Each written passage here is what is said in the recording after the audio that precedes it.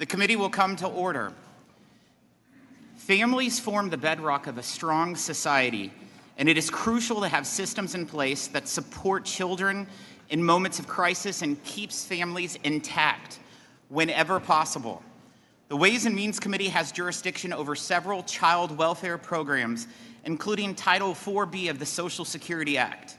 This program provides critical resources to states with the mission of preventing child abuse and neglect, supporting family reunification, and promoting adoption for children in foster care.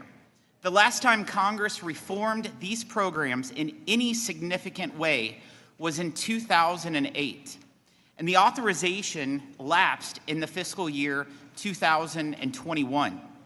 Over the past year, this committee has proactively conducted a top-to-bottom review. We have held more hearings on the subject than the last 8 congressional sessions combined. We have heard from people engaged in the child welfare system day in and day out, including caseworkers, state administrators, and former foster youth. From our review, it is clear that the child welfare system faces a number of challenges, including relatives that take care of children, also known as kinship care. They need more help and support. Almost 1 in 3 social workers leaves every year, leading to a severe caseworker shortage. Bureaucratic red tape from Washington gets in the way of caseworkers caring for children. Families have slow hearings with family courts and lack access to lawyers. Unfair barriers facing Native American tribes trying to keep their families together, and trauma and mental health issues experienced by older foster youth.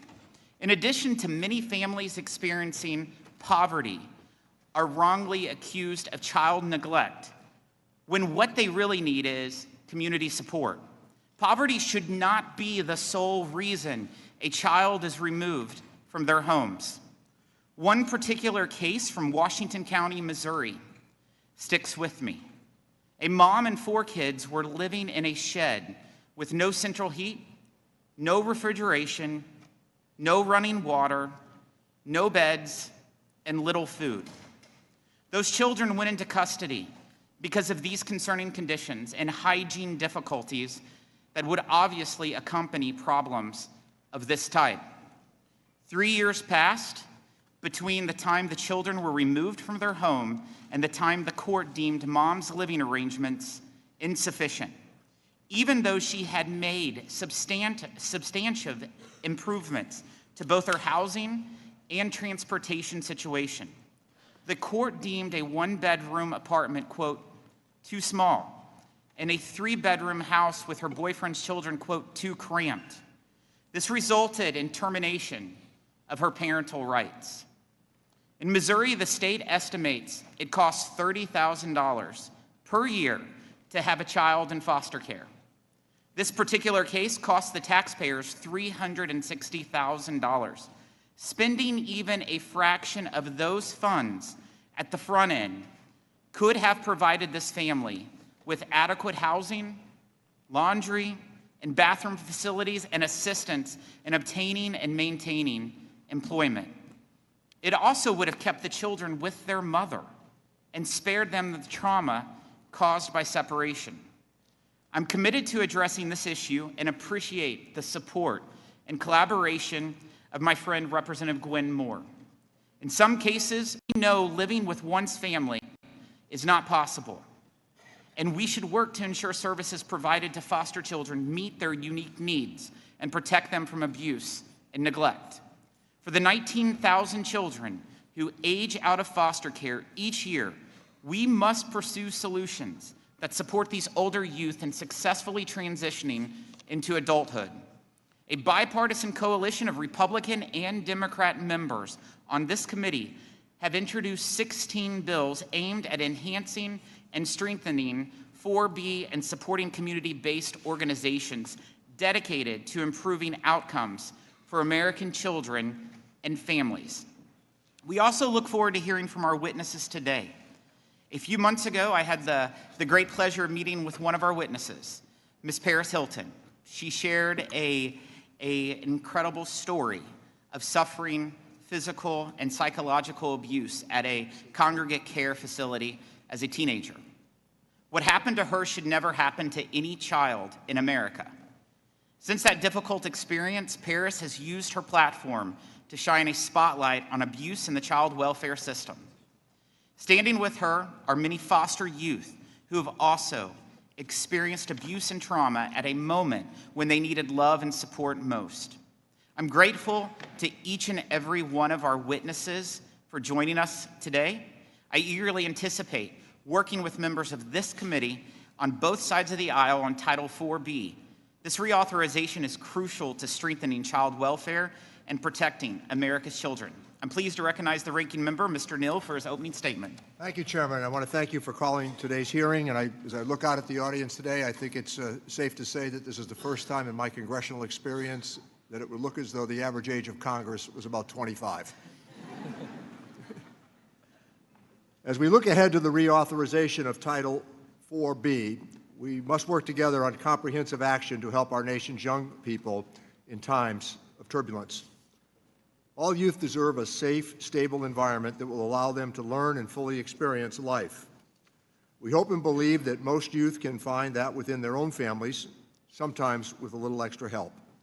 For those where foster care is the only option, we have a special responsibility to protect them from abuse and further turmoil, and also to deliver supports that will let them set out on a path to success and limit the time they spend in the care of others. I want to thank all of those who have shared their lived experiences with us today, including our panelists. In particular, say thanks to you for being with us today, knowing your own schedules. Learning directly from the source allows us to better safeguard our nation's youth, keep them safe, and strengthen their families. I'm thrilled that many consensus bills have recently been introduced in this space. Our Worker and Family Support Subcommittee ranking member, Danny Davis, is working with his counterpart, Chairman LaHood, to lead legislation to deepen the relationships between foster children and their incarcerated parents. We know how important strong parent-child relationships are to success, and strengthening these relationships will help to sow the seeds of unity for tomorrow. Social Security Subcommittee ranking member Mr. Larson wants to expand the use of child welfare funds for family resources, along with Congressman Carey. Let me say to our panelists and others today, I know something about Social Security survivor benefits. But for those benefits, I don't know what my sisters and I would have done, but the goodwill and graciousness of an aunt and a grandmother who took us in. Vice Ranking Member Chu is spearheading an effort today to protect Native American children, keeping them with their tribes whenever possible, and ensuring states are following the requirements of the Indian Child Welfare Act. Congressman Kildee and Feenstra are working to expand the availability of evidence-based interventions to keep children out of foster care, which is complemented by legislation that is led by Congresswoman Moore and Congressman Adrian Smith to ensure child welfare agencies are guided by lived experiences. Centering our work around these most affected is so critical, and it's how we create meaningful policy. Congresswoman Moore worked with our chairman on legislation to prevent separation of families when they find themselves in a crisis, largely due to poverty. Congressman Panetta and Stubbe teamed up to better understand what's happening at youth residential programs and safeguard them from abuse. Finally, Congresswoman Chu and Congressman Blake Moore are leading a bill to invest in court improvement programs, allowing family courts to better work with the foster care system and easing that burden on all. I know there are other bipartisan collaborations still in progress, and I look forward to those further strengthening our work. I thank all of the members of our leadership and their commitment to our nation's future. Our children are just that, and by investing in this success, we are building a collective opportunity that we owe to our most vulnerable citizens, not only to help them to survive, but we want them to thrive. With that, let me yield back the balance of my time. Thank you. I will now introduce each of our witnesses. The first witness will be Ms. Paris Hilton, a lived experience advocate and CEO of 1111 Media. We have Mr. Rob Geen is a Bipartisan Policy Center Fellow and the Chair of Board of Trustees for the Dave Thomas Foundation for Adoption. We have Tori Hope Petersen is an author, speaker, and advocate. And we have Alexis Mansfield, a Senior Advisor for Children and Families and Relationship Safety at the Women's Justice Institute. Thank you all for joining us today. Your written statements will be made part of the hearing record, and you each have 5 minutes to deliver remarks. We'll start with you, Ms. Hilton. Thank you.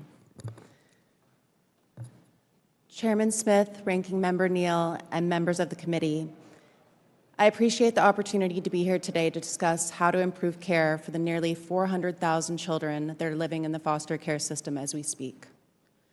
While my experience was not through the foster care system, I know from personal experience the harm that is caused by being placed in youth residential treatment facilities.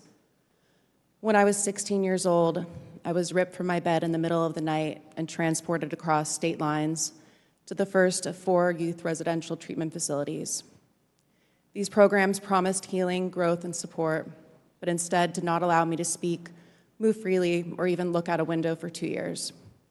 I was force-fed medications and sexually abused by the staff. I was violently restrained and dragged down hallways, stripped naked, and thrown into solitary confinement. My parents were completely deceived, lied to, and manipulated by this for-profit industry about the inhumane treatment I was experiencing. So can you only imagine the experience for youth who are placed by the state and don't have people regularly checking in on them? I attended facilities with foster and adopted youth, and I heard their testimony that they feel like they were forgotten, being shipped from facility to facility their whole childhoods. Today, residential facilities are continuing to warehouse over 50,000 foster youth and unknown number of adopted youth in lockdown facilities. Innocent kids who have not committed crimes, kids whose parents didn't have resources to support them, kids whose parents passed away, kids who have already experienced trauma. This $23 billion a year industry sees this population as dollar signs and operates without meaningful oversight. It costs approximately $800 to $1,000 per day to place a foster youth in a facility, significantly more expensive than serving them in their own communities. What is more important, protecting business profits or protecting foster youth lives? 16-year-old Cornelius Fredericks was placed in a facility because his mom tragically died and his dad was in prison. His life ended after being tackled and violently restrained by 8 staff members for nearly 10 minutes after innocently throwing a sandwich in the cafeteria. They killed him on the floor of the lunchroom in front of dozens of other children. Emergency services had been called 300 times in the year leading up to his death, with 56 violations substantiated by the state. The state could have prevented this. Jasion Terry's life ended at just 7 years old. In his final hours, he was publicly shamed, verbally abused, left in his room alone for nearly 6 hours, and physically restrained by staff members until he lost consciousness. When first responders arrived, there was vomit in his mouth and throat, running down his cheeks and onto the floor. Why can't we as a society see that these kids are hurting? They need love and kindness, not beatings and restraints. As a mom, these stories break my heart. When your child is born, your heart is full of love of all hopes and dreams you have for them. I assure you that these were not the dreams that were envisioned for Cornelius, Jasion, and thousands more who have suffered immensely. I am here to be the voice for the children whose voices can't be heard. While this committee has the responsibility to move bipartisan solutions forward to protect them, I strongly advocate for the reauthorization of Title 4B. Families need resources and support so they don't need to come into the child welfare system in the first place. For children who do end up in foster care, we cannot allow them to grow up in facilities. The treatment these kids have had to endure is criminal. These kids deserve to grow up in safe, family-centered environments. I will not stop until America's youth is safe. I've helped pass 9 state laws on this issue. I am strongly advocating for the federal bipartisan Stop Institutional Child Abuse Act. I supported the Senate Finance Committee report, Warehouses of Neglect, that validates everything those with lived experience have been saying. And I recently went to Jamaica to support and find appropriate placements for American adopted youth who had been raped, waterboarded with a hose, and held in solitary confinement in a facility internationally. Their parents had adopted them when they were young, promised them a better life, and then shipped them off to an international facility to be warehoused there until they turned 18. How could we let this happen to them? Progress isn't an option anymore. It's a life or death responsibility. If you are a child in the system, hear my words. I see you, I believe you, I know what you're going through, and I won't give up on you. You are important, your future is important, and you deserve every opportunity to be safe and supported. Congress, please join me in creating a world where all children have a right to family, love, education, and the support they need. Thank you for your time, and I'm happy to answer any of your questions. Thank you, Ms. Hilton. Mr. Green, Mr. Geen, you are now recognized. Thank you. Chairman Smith, Ranking Member Neal, and distinguished members of the committee. As has been mentioned, I am currently a fellow at the Bipartisan Policy Center and chair of the Board of Trustees at the Dave Thomas Foundation for Adoption. Over the past 35 years, I have worked in research, philanthropy, and advocacy to advance data-driven reforms to improve our nation's child welfare system. During this entire period, bipartisanship has been a defining feature of federal child welfare legislation. In 1993, Congress created Title IV-B Subpart 2, now known as the Mary Lee Allen Promoting Safe and Stable Families programs. While it is a relatively small program compared to the Title IV-E entitlement that supports foster care and adoption, 4B has been a critical source of flexible funding available to states and tribes, enabling them to craft innovations that address the specific circumstances in their own communities. Compared to Title IV-E, states and tribes can use 4B funds to serve a broader range of children, youth, and families with a wider variety of services. In this way, 4B serves as a critical complement to Title IV-E funding. Title IV-B also includes dedicated funding for key functions of the child welfare system, including the Court Improvement Program. However, 2 decades of steady erosion to the program's funding has limited the impact that Title IV-B can now have. With my time, I'd like to share several findings from an intensive 50-state landscape analysis conducted by the Bipartisan Policy Center's Child Welfare Initiative. An overarching finding from our research is that while polarizing rhetoric often overshadows discussions of common ground, there are in fact many areas of agreement. For example, there is overwhelming support for the vision of the Family First Prevention Services Act. There is recognition that high-quality, short-term therapeutic residential interventions are needed for a small number of children. There is also strong support for redoubling efforts to prevent child abuse and neglect and invest in family preservation services. At the same time, there are frustrations in the field over the implementation of Family First. Many states are struggling to increase capacity of alternatives to residential settings as they seek to eliminate the use of non-therapeutic group homes. There is insufficient community-based service capacity to meet the high needs of youth in the system, especially effective mental health services. States and tribes are running into barriers in taking full advantage of the prevention funding available as a result of Family First. This includes concerns about the Prevention Services Clearinghouse and how funding can be used to meet the concrete needs of families. There is widespread concern that child welfare is becoming a catch-all system, being asked to make up for the failures of other systems, resulting in children and families being inappropriately involved with child welfare authorities. States are starting to address this by clarifying their definitions of neglect, making improvements in mandatory reporting and investigations, and enhancing legal representation for both children and parents. There is widespread recognition of the challenges states and tribes face in maintaining a qualified workforce. There is considerable appreciation for the positive progress achieved in supporting kinship families, and yet recognition that there is far more work we need to do to make sure that all kin can adequately care for children.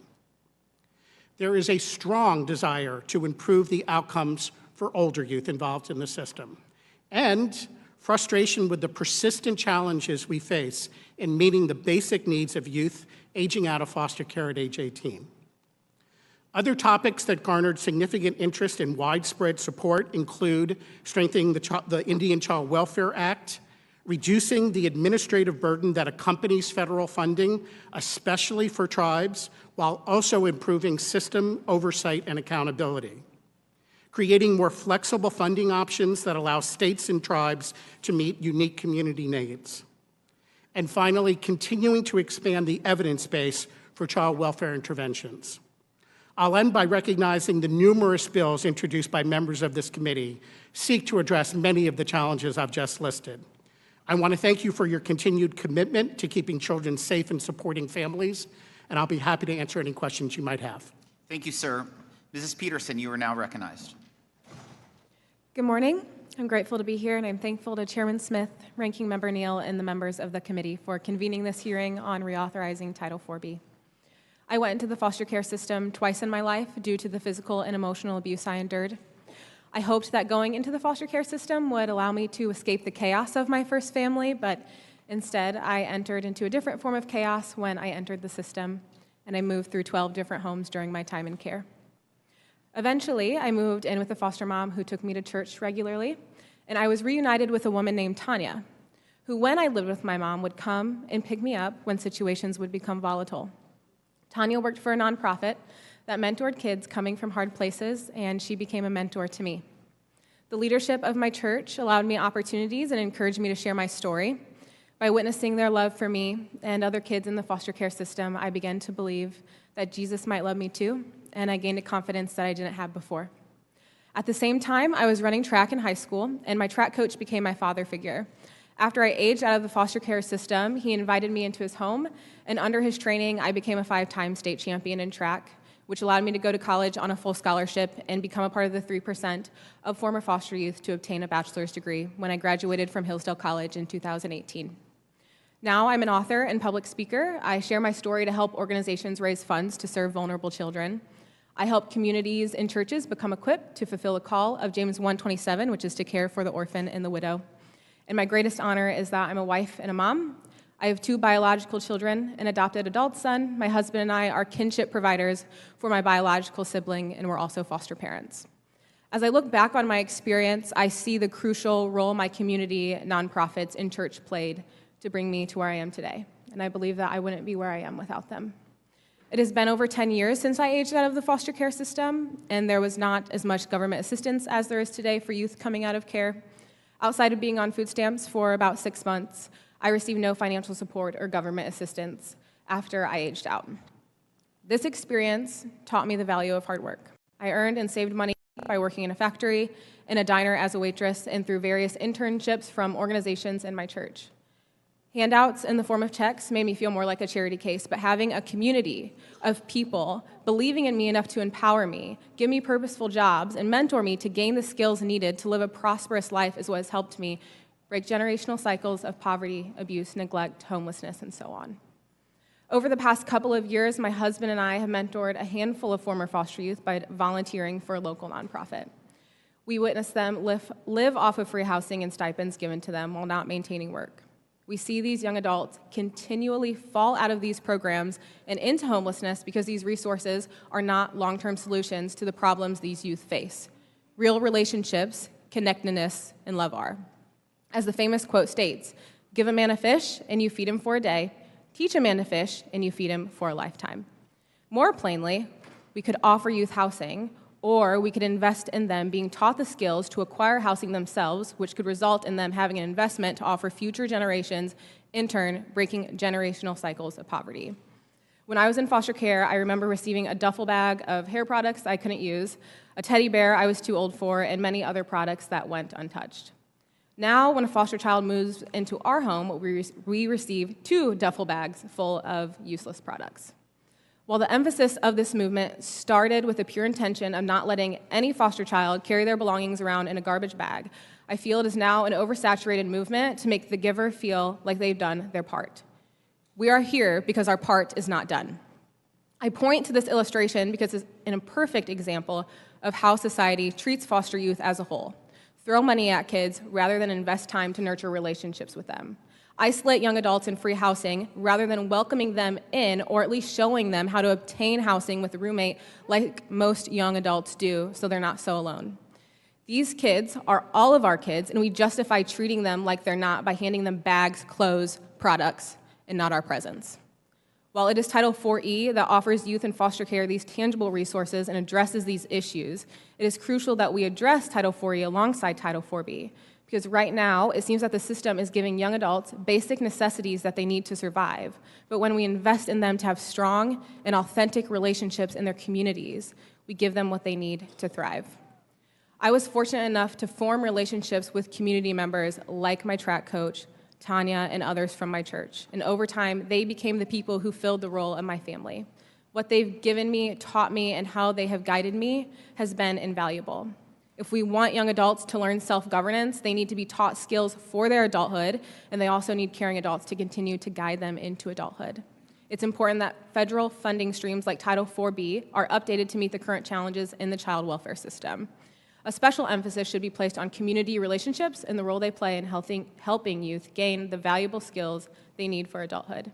If you're a child or youth coming from a hard place, I hope you hear that you are deserving of love, and there is a beautiful purpose and plan for your life. I want to especially express gratitude to Chairman Smith for offering me the opportunity to advocate for youth in this way and finding value in my lived experience as a former foster youth, but more importantly, as a child of God. Thank you. Thank you so much. Ms. Mansfield, you are now recognized. Thank you. My name is Alexis Mansfield, and I'm the Senior Advisor at the Women's Justice Institute on issues related to children and families. I'd like to thank Chairman Smith, Ranking Member Neal, and the members of the committee for the opportunity to testify about how to strengthen the child welfare system and protect America's children. I would also like to thank Representatives Davis and LaHood for introducing H.R. 8799, the Parent Act. The Women's Justice Institute, or WJI, is a national think and do tank based in Chicago that works to address women's mass incarceration. In addition, I'm the director of the Incarcerated Survivors Program at Ascend Justice, a civil legal aid organization focused on survivors of domestic violence and parents impacted by the child welfare system. I also sit on the Commission on Children of Incarcerated Parents and the Illinois Department of Corrections Adult Advisory Board. Before I was a lawyer, I was a teacher in the Chicago public school system for 8 years. One time, about halfway through the school year, the principal came into my classroom with a little 6-year-old boy and told me that he was my student now because he'd been kicked out of the other 2 classrooms. That first day, I met with him privately, and I asked, "What do you need?" He replied, "I want to write my mom." He explained that his mom was in prison and that his last teacher had told him that he couldn't send letters to her because she was a bad person. I told him he could write, he could draw, whatever he wanted to send to her. From that moment on, he changed completely. Knowing what I know now, I would not have just let him write her. I would have found a way to engage her in his education. But the fact remains, what he truly needed was his mom. And this is a pattern I see again and again with children. In 2016, I co-founded the Reunification Ride with several other organizations. This monthly program, which is now housed at the WJI, brings children of incarcerated mothers to visit them in child-friendly settings, to bond as families and to be together with other children sharing the same experiences. We sometimes have to skip a month as we rely on private funding and crowdsourcing, and we don't always have enough money to go. But usually once a month, approximately 40 children and caregivers make the journey 3 hours each way from Chicago, and sometimes even Indiana or Michigan. Hundreds of families have participated. We work with the Department of Corrections to create child-friendly processes and environments. This year, we also assisted in creating a Father's Day program at the neighboring men's prison for over 60 children. When we arrive and walk from the prison gatehouse to the gym, the kids start to walk a little bit faster and faster. And by the time we get to the gym, several of the children are in all-out runs. They jump and leap onto their mothers, holding them tight in their arms. I remember the time that one 10-year-old girl who had not seen her mother in person in several years came with us. Within 5 minutes of seeing each other, she had whispered to her mom that she was being abused. We were able to get her moved to a safe home within days. In Illinois, we have several model programs that promote critical bonds between children and their incarcerated parents. Unfortunately, children in foster care are excluded from almost all programs. For example, with the reunification ride, caseworkers from the Department of Children and Family Services will contact us, explaining they have no way of transporting children or staff to bring them, and will ask us if we will instead. We have to say no, because we have been unable to find a single private insurance company that will allow us to have foster youth participate. We also have two rare important programs at Decatur Correctional Center. One is called the Moms and Babies Program, where newer pregnant mothers can live with their babies, and the other is a housing unit called the Reunification Wing, where children are able to spend full days with their mothers. Children in the foster care system are not allowed to participate in either program, despite the fact that foster youth are more likely to not live with relatives and to not be able to visit without support. Ensuring visits between foster youth and their incarcerated parents supports individual court decisions that in-person visitation for the child and their parent is appropriate and beneficial for the child. The majority of parents are in jail or prison because of charges completely unrelated to their children, and their children need and deserve a chance for healthy bonding. Certainly, we do not want foster youth to feel punished by being denied these opportunities. There are many ways for systems to collaborate, including improved supplemental visitation options, ensuring incarcerated parents can access abuse hotlines, aligning service plans with available programming, and increasing access to legal services. Funding and incentives for collaboration between correction systems, child welfare systems, and private organizations is vital for children to bond, for family reunification, and to ensure that children are protected from harm. Studies have shown that nurturing these bonds also reduces recidivism and represents a critical opportunity to prevent intergenerational incarceration. This bill is an excellent way to demonstrate how we can give foster youth and their incarcerated parents meaningful opportunities to bond and promote healthy relationships. Thank you all for supporting families. Thank each of you for your testimony. We'll start with the question and answer session. Ms. Hilton, experience with congregate care facilities, and you've been a champion for individuals impacted by their experiences in those care environments, especially teenagers. As you know, this committee is currently working on reauthorizing the child welfare programs and looking at how we can ensure additional resources are available to foster youth and children in need, with a focus on keeping them in their homes and united with their families. Based on your experiences, is that a priority you believe we should be focused on, and what reforms do you think we should be considering to achieve these goals? Thank you for the question, Chairman Smith, and thank you so much for visiting the facilities. I want to applaud the committee for taking the time to consider how to improve the foster care system. These youth don't have a voice, and anyone checking in on them on their well-being. Locking kids in facilities is harmful, and from my own experience, has caused me severe post-traumatic stress disorder and trauma that I'll have for the rest of my life. We need to reauthorize Title 4B and invest in kinship care, placement with a relative, as youth should be with family or adults who know and love them. I would also like to see the Stop Institutional Child Abuse Act passed, as we need more transparency of what is happening in treatment facilities serving foster youth. The cost of treatment is 5 times more in a facility than community-based services. It is a completely ineffective use of funds, and it hurts the kids and costs the taxpayers more. Thank you. Mr. Geen, I think we can all agree that no child should be left in a home where they are suffering true neglect or abuse. At the same time, I hope that we all can agree that keeping children in their homes with their parents is the best course of action, so long as the child's well-being is not threatened.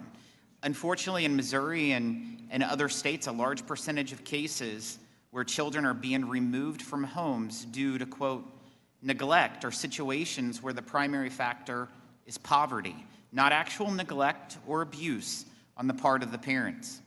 Rather than resorting to removing children from their homes and their parents, what changes might we make to Title 4B to address the situation, and how might we go about collecting better data to help them potentially with those potential reforms?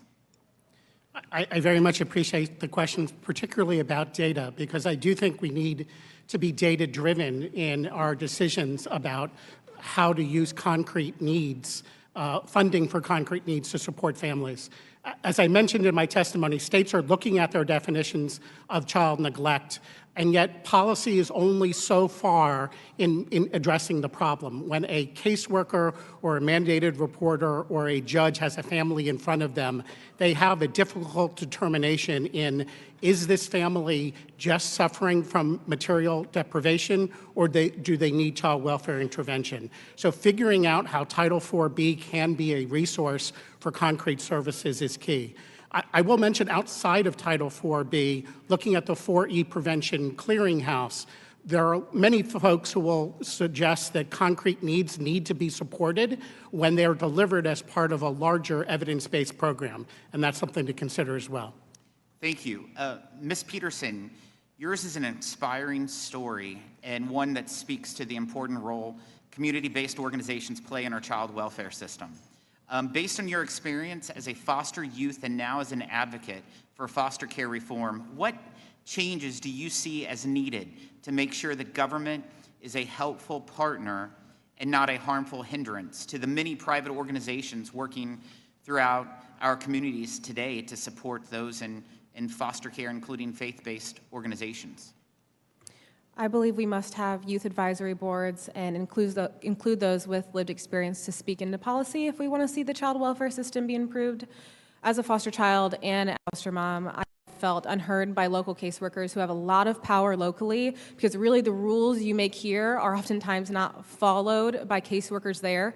An example of this would be in 2014, the Normalcy Act passed, saying that youth in foster care can have the same privileges as youth who do not live in foster care. Yet I am still advocating and fighting for my teen foster daughter the same way I had to advocate for myself to have normalcy when I was in care 10 years ago. As a youth, I did once have a representative advocate for me at a local level, and it was very effective. The county saw that they didn't hold all the power, and they had to be held accountable for their actions. While I know representatives have so many issues that they have to balance, holding local meetings with counties where foster youth and foster parents speak about their experience and what they need help changing in their counties would make a world of difference. What we are doing here needs to be grassroots, and we need representatives present for effective change. Thank you. I want to thank all our witnesses. There are 2 votes that have been called on the floor. The committee will recess immediately following the ranking member's questions. So I would encourage any members, they will be closing the board, they said within 20 minutes. So I would encourage you to get there and then get back as soon as possible after 2 votes, and we'll continue. The ranking member. Thank you. And Ms. Hilton, one of the things that we've learned from the committee is that when we listen to people telling us about their own experiences, it can be very helpful and certainly enhance better policies for people like them. So I was honored recently to receive the Fostering Visionary Change Award from the National Foster Youth Initiative. They were really surprised when I told my own story and pointed out in reference to the testimony that has been so capably offered this morning that no social service agency ever checked on us. We just moved in with an aunt and a grandmother. But I want to reiterate the genius of Mr. Roosevelt's Survivor Benefits Initiative from Social Security, because that helped keep us together. And in reference to Mrs. Petersen's comments, both the people that I've just talked about with great reverence were very religious. And they just saw this not as an opportunity to do this or do that as much as it was, you're just supposed to do it. And they accepted that responsibility. So the value of your experience and Ms. Hilton's experience this morning, I want to give you a couple of minutes each, if you could, to talk about that as you've enhanced and advocated for those who fall outside the protection sometimes of the system. Ms. Hilton or Ms. Petersen? Thank you for that question. I think for children of incarcerated parents, that's especially an important question to consider. Parental incarceration is an adverse childhood experience, or an ACE, just by having a parent who's incarcerated. And it's often necessary for family members to step in through informal kinship care, not through any system. And you are correct, one of the big challenges that children of incarcerated parents face is that there is nobody tracking them. There is no hub to consider their needs. They are very siloed in different systems. And one of the unique factors between the incarceration of men and women is what happens to their children when they're incarcerated. It is an ace no matter who is incarcerated of the parents. But when a father is incarcerated, approximately 90% of the time, their children go to the children's mother, and they remain in the family. And when a mother is incarcerated, the children go to the father about 25% of the time. And 75% of the time, they are with somebody who is not one of their parents. About 10 to 15% of the time for mothers, that's foster care, and about 3% of the time for fathers, that's foster care. But what happens to that other 60% of children? You're correct that a huge number of them are in informal care, and the services just do not exist. Even basic legal services like creating guardianships so whoever's caring for the child can take them to the doctor so that they can access benefits, so that they can know what they're entitled to. And so that is a really important factor, and I appreciate you bringing that up. One of the reasons I think it's so crucial to lean on the church for this is because the value of Christian faith is hospitality. After I emancipated, people did not just give me clothes or come and furnish my apartment and peace out. They let me live with them, so I wasn't homeless, so I wasn't alone, so I had a family, and so I had an example of how to build a life for my family. When we grow up in dysfunction, it can be easy to know that we don't want that, but we often don't know how to get what we do want for our own family because we haven't had it modeled for us. I had people who let me into their home, who I could learn from firsthand, who modeled to me what a good family was so I could have it myself. Above all else, I believe that we need radical hospitality. Ranking Member Neal, your story is so instructive because the vast majority of children who are living with relatives are doing so outside of the child welfare system. And our entire safety net, including all the programs under your jurisdiction, were designed with nuclear families in mind. And so kinship caregivers often struggle to get basic assistance that they need to care for children. I will also note that we tend to think of kinship care just as a placement resource versus an opportunity to prevent placement in the first place. Relatives can be wrapped around birth parents when they're struggling to prevent placement. I think it's so important to listen to youth voices about foster care. It is so crucial because the ones who've experienced it are the ones who should have a seat at the table. They know the best, and I hope that everyone here prioritizes people with lived experience as they are the true experts. Thank you. The committee will recess until immediately following the last vote of the series. Thank you.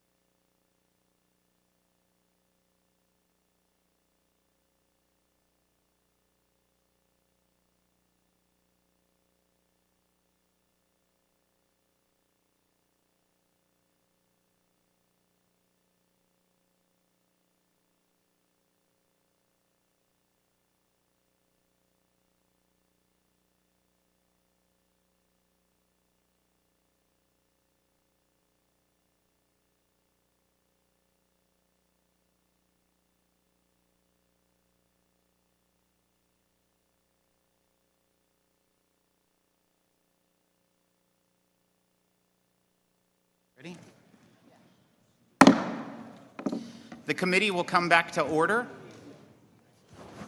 I now recognize Mr. Buchanan from Florida.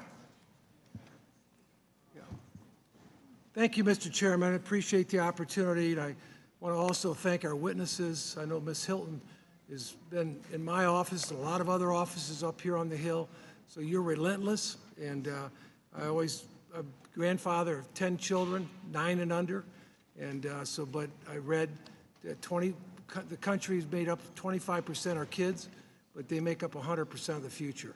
So exactly your work and the committee's work is huge. I thought I'd just ask you, what are the things you said you've been involved with 9 different states are the biggest potential impacts that we can help you and others to get the best return for the taxpayer, but have the biggest impact in terms of our kids in the country? I know there's a lot of needs, and it's very easy to get pushed in one direction or another, but what would be your couple of big things that we can make a big difference in and weigh in on? Thank you so much. I appreciate your kind words and appreciate your question. And I'm working at both the federal and state level to enact change. At the federal level, I want to see Title 4B reauthorized, and I want to see the Stop Institutional Child Abuse Act passed to provide transparency and data collection. At the state level, I've helped to outlaw abusive practices like restraint and seclusion, increased licensing requirements with unannounced site visits, required proper reporting, and increased private communication with families and their child so they can report abuse if it's occurring. All of this helps to reform these facilities, and I will not stop until all youth are safe. Thank you, Mr. Geen. Let me ask you, obviously you've been involved for a lot of years. As you look out there, what more can we weigh in again, as I mentioned with her, the biggest takeaways for us today in terms of policies or practices or things that have made a difference in various states or here in Washington? So I think the biggest thing that we can do is invest in the alternatives to what we know is not good for children, which is residential treatment when it's unnecessary. So we need to start by investing in keeping families together. And then for the relatively small number of children who do need to be removed, we need to invest in family, which includes kinship caregivers and non-kin family foster care. Yeah, Mrs. Petersen, you have an incredible story. All of you do. And you said you had a mentor, but you must have had other people that were supportive that made a difference in your life along the way. And then I was going to ask you, how does your faith make a difference in terms of you getting through this process? I think that my faith gives me purpose to continue. So many youth in foster care struggle with mental health issues, and faith is not this Band-Aid that slaps on and heals all. But I do believe that faith gives me a purpose to continue and to persevere when my mental health has been hard, when the trauma comes back, and when the effects of foster care play out in adulthood. I think a continuous purpose is what my faith offers me. Thank you, and I yield back. Mr. Doggett. Thank you, Mr. Chairman.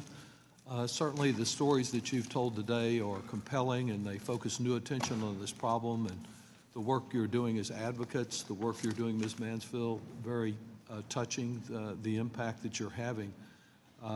Unfortunately, the stories you're telling may be unique, but they're not new to this committee. We've heard about these problems for years, and the question is what we will do about them and what kind of resources we will devote to solving problems that the committee has left unsolved in the past. So much of the abuse, I believe, results primarily from the failure of states like my home state of Texas to provide either adequate funding or appropriate oversight and enforcement of the foster care system, residential treatment facilities. Texas has a truly disgraceful distinction of one of the highest rates of child abuse and neglect fatalities in the country. Children die because the state is negligent and indifferent to their needs. What little oversight we have in Texas today is mostly the result of the work of United States District Judge Janice Jack, who has sought reform over the determined obstruction of the Abbott administration and before that the Perry administration. For over a decade, Judge Jack has penalized Texas for violating the constitutional rights of foster children to be free from unreasonable risk of harm. Thanks to continued interference by the Fifth Circuit, who's responsible for so many other wrong decisions, Judge Jack's work has been more limited than she would have liked it to be to hold Texas accountable for weakened time restrictions again and again. Appointed court monitors have reported little improvement in the foster care system despite 13 years of ongoing litigation and supervision. Earlier this year, she ordered a $100,000 per day fine against the state of Texas for routinely neglecting to adequately investigate and respond to allegations of abuse and neglect. In one outrageous example identified during a compliance hearing just this past December, the state of Texas failed to remove and prosecute a staff member accused of raping a young girl under his care at a residential facility. The girl had remained exposed to the worker for over a year until she was dumped into an emergency room alone with her jaw broken in 2 places. So the saddest part of your stories, I believe, is that they keep reoccurring, these kind of incidents, when states fail to do the job. And while the principal responsibility rests with the states, this committee could do much more. When I personally served about a decade ago as the ranking member of what was then called the Human Resources Subcommittee, I strongly advocated for much stronger federal funding to ensure the safety of these children. Foster parents need more support, particularly when caring for the special needs of children, and we must strengthen our caseworker workforce to increase the visits and the counseling. Ultimately, robust investments were never approved in the committee, following a long Republican tradition on the committee to insist that any improvements in the investments in the foster care system must be at the expense of other children under the jurisdiction of what was then the Human Resources Subcommittee. Even a proposal that I advanced that wouldn't have raised taxes but would simply have required the filing of a tax form for alimony payments and generated $2 billion to protect our children was rejected, and the state of Texas ultimately obstructed even the Republican approach that was later advanced. We know that in more recent times, states, because of pandemic funding that we provided, have done some creative things. In St. Petersburg, Florida, the Youth Opportunity Grants for youth that are aging out. In Madison, Wisconsin, more housing for foster children. I would just like to ask Mr. Geen, with limited resources, with the battle we will have over them again, of the many things that you and the other witnesses have identified, where can we do the most good with the limited amount of money that is likely to be available? Thank you for the question, Congressman. You're asking an essential question for this committee, which is how do you turn around a system in decline or not functioning without investing in the alternatives to what you're doing now? It's impossible to dismantle one part of the system without, at the same time, increasing the supply of alternatives. You mentioned 2 areas of incredibly need for investment. One, the workforce. Nothing can be done without a quality workforce. Every reform that you want to see requires that we have a strong workforce. And part of that strong workforce must include foster parents, kin and non-kin foster parents. One of the outcomes that is critical for children is stability in care. It's not good to remove a child. We should be doing much more to prevent it. But when a child is placed in a foster home and they have stability, all of the outcomes we care about are better.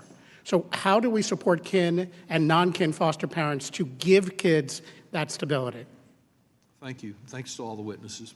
Yield back. Thank you. Mr. Smith. Thank you, Mr. Chairman, and certainly thank you to our entire panel here for compelling perspectives and the experience and insights that you bring. This could very well be one of the most important hearings we have for a long time. I was honored to chair the Human Resources Subcommittee that was just mentioned, and we were able to complete the work on the Bipartisan Family First Prevention Services Act of 2018. It's been a while ago already, but even though we did that, I think it's important to note that when it comes to child welfare, we haven't done enough. I would argue we haven't even done anything in many respects since many of the children currently in foster care were even born. So there's much that we need to do. Certainly appreciate the perspective that in pointing out the need to listen to those with lived experience, and very happy to introduce with my colleague, Representative Gwen Moore, the Youth and Family Engagement and Child Welfare Act. Just introduced that this week. This is something that I think is part of the solution moving forward, and certainly appreciate, I think, a bipartisan approach on that, and bipartisan hearings such as we are having right now. Mrs. Petersen, excuse me, I really appreciate you sharing your perspective and certainly your reflection on your faith-based perspective as it is, and that you can speak from your lived experience. And so, you know, we want to empower more youth to give us their perspective. I think it's important that we at the federal level of government do not become overly prescriptive for state governments that end up tying their hands rather than having an expectation of states doing positive things and then replicating that perhaps one state to another. But I'm just wondering if you could reflect a little bit on how we have foster care, kids in foster care, adolescents who then age out, and given the fact that I believe our country has more opportunity than any other country in the world, it is inexcusable that we have foster care youth aging out and not linking with that opportunity that we know exists across America, but for some reason we're not linking up here. What do you think we can do to have better results, shall we say? Yeah, thank you for your work and on this policy. One of the things that I do in my work is that I take former foster youth and youth who have just come from hard places on trips with me. I'm a public speaker, as I mentioned, and I bring them to speaking engagements with me because I believe that they need to see other people who have had backgrounds like them be successful. Foster care is so isolating, so these kids need more opportunities, they need more exposure, they need to see other people who've grown up like them do what they could possibly do. They need to see what's possible beyond their experience and care, and if they could have relationships in the process, form those relationships in the process, that's what's going to change their lives. Okay, thank you. Mr. Geen, I'm wondering if you could perhaps add some perspective here as well of how, what's most appropriate for the federal level to not go too far, as way too often happens, and yet have the expectation that states produce positive results. So let me make two comments about the aging out question that you asked. So the first is the majority of young people who age out of care come in as teenagers. We have this feeling that they come in as babies and they spend long periods of time in care, but that's not actually true. And so we have adolescents coming into care, and many of them are not coming in for abuse and neglect. They're coming because of conflicts with parents. They're coming in because parents are desperate to find services and supports to meet that young person's needs. And so the best way to prevent children from ever aging out is to prevent them from ever coming into care. And that is central to what Title IV B is trying to do. On the opposite end of the spectrum, many states have extended foster care beyond the age of 18 and have that option in federal law. Unfortunately, many states have not taken up that option. And even in states that have, a small percentage of young people decide to stay in care. And that's because foster care doesn't sound all that good. So how do we create a post-18 option for young people that's still in foster care but treats them like adults rather than children? Just briefly, is there a state that stands out to you as best practices in that state? I will look at that and get back to you. Okay. Thank you. I yield back. Thank you, Mr. Thompson. Thank you, Mr. Chairman, for holding today's hearing, and thank you to all the witnesses for being here. This might be the best example of all of the wonderful people throughout all of our districts that are doing great work that is incredibly beneficial. This panel of witnesses is absolutely fantastic. So thank you all for what you're doing. Title 4B of the Social Security Act provides significant federal funding to target the root causes of the mistreatment of children and provide critical services to help kids and families in need. These funds help states provide a lifeline to kids and to families who've experienced or are in imminent risk of experiencing foster care problems, and to help support community-based services for struggling families.